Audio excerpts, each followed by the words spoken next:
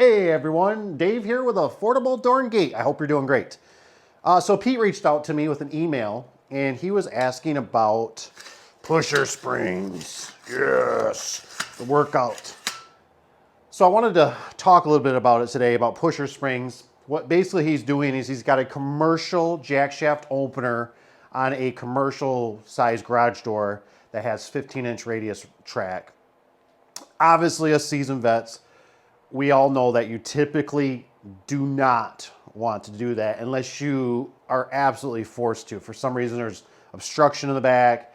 Maybe there's already existing somebody else before you did it, which I have had happen.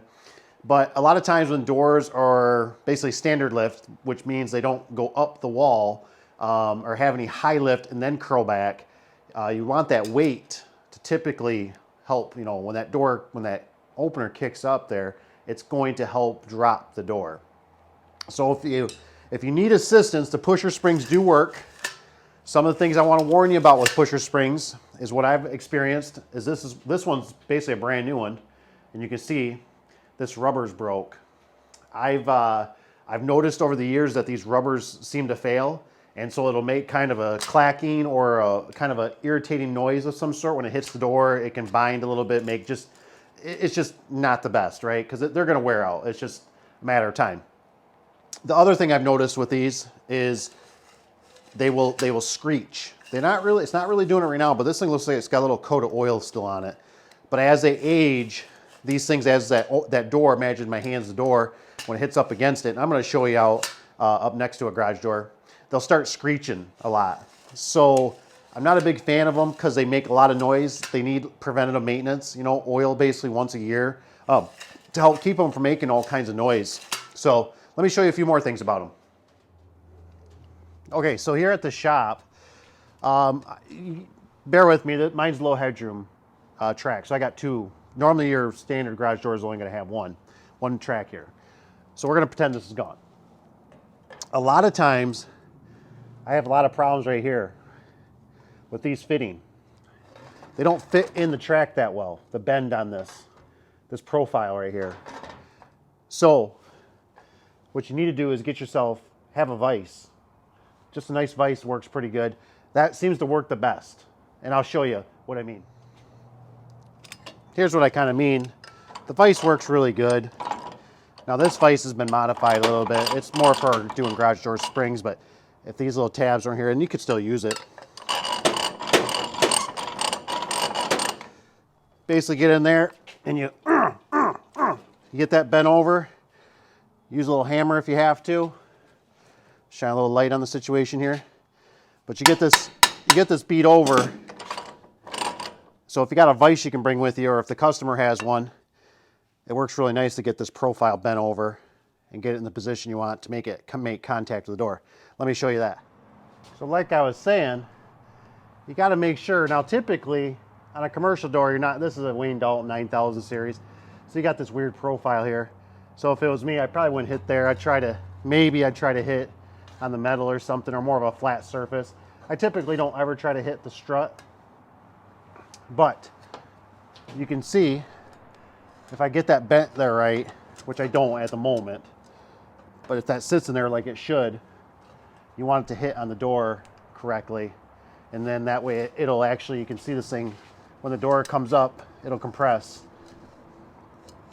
Another thing to keep in mind on these is that you don't ever want to use tap screws. You want to through bolt them. I normally do 3/8 bolts. Do 2 of them at least. You can do 3 if you want to be real merry. But get those nice and secure. Another thing to remember is get them even. So even if you go off the door, I don't care how you do it, just make sure these are touching. Typically what I'll do is I just use a mark on the track somewhere, or you just use common sense, you'll figure it out. But you want these to be even when they're touching, and then they're giving slight pressure on there. I like the longer ones because I like the longer travel. It's not such a big burst, so they're easier to refine basically. But sometimes you don't have the space, and I understand that. But you get a longer stroke out of the longer ones too. Like I said, the short ones are about half this distance here, So I just don't like them. Another thing to keep in mind, if you're a LiftMaster fanboy, the medium duty might not be adequate to run it.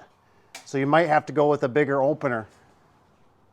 Possibly what would be my go-to is like a J LiftMaster. This is a, it's got more power basically. It's built tougher. This is a minimum that I would do with the size doors that Pete was doing, which were some bigger doors. I can't remember exact size, but 10 by 12, 20 something by 16. I don't know. They're bigger doors. But you can just never go wrong with having more power, right? Tim the Toolman Taylor. Ho, ho, ho. So I hope that can help somebody out about pusher springs and kind of understand the concept. Even if you're a DIYer, a regular homeowner or something like that, like I said, these can help you in situations, the pusher springs. They do help in a pinch. It's just one of those things that it's always like you're kind of patching a tire, right? You'd rather have a new tire. So typically, I still am a big fan of a trolley opener. Don't go jack shaft. Always remember that you're basically, back winding the springs, you're dumping the cables and hoping the door is gonna fall and keep up with it. And if there's a rock, if there's a track bolt in the way, something goes wonky, you can throw the cables off and now you got a nightmare.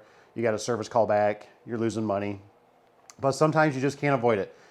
We got a couple jobs that we're married into that were just done originally that way. All the electrical's up there. And yes, they have pusher springs on them with standard lifts. So hope that helps somebody.